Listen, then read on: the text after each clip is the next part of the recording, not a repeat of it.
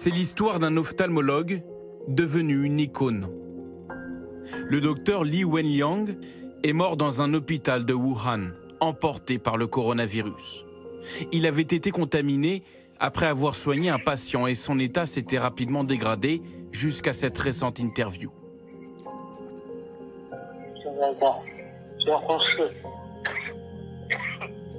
Mais derrière cette histoire, un symbole.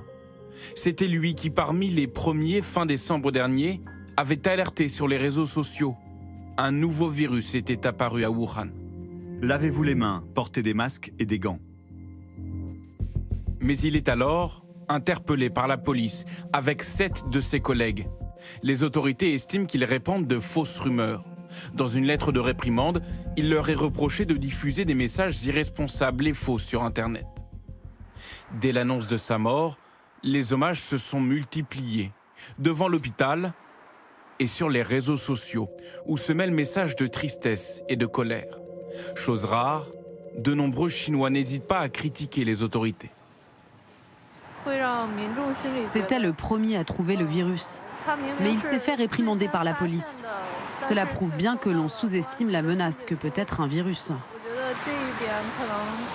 Il a été critiqué et injustement traité pour avoir dénoncé ce virus. Cela me rend triste et plein de regrets. Face à un vent de contestation, l'État chinois a annoncé l'ouverture d'une enquête autour du médecin. Mais Pékin a-t-il minimisé le risque épidémique? La chronologie des faits semble le montrer. Le 30 décembre, les premières alertes sont données. Le docteur Li est hospitalisé le 12. L'État chinois n'alerte sa population que le 20.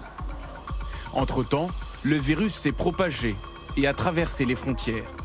Depuis Washington, l'ONG Human Rights Watch voit dans la propagation rapide du virus une responsabilité politique. Le gouvernement chinois ne veut pas être gêné ou critiqué. Et donc les autorités chinoises ont préféré nier tout au lieu de répondre vite et efficacement pour devancer la propagation. Au lieu de ça, on voit un gouvernement qui censure les informations, qui prive les Chinois de leur liberté de mouvement et donc d'un accès libre à des soins appropriés.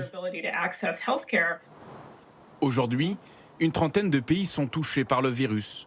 Et les yeux du monde entier sont rivés sur le Japon, où se joue l'histoire du Diamond Princess, un paquebot de croisière placé en quarantaine lundi dernier.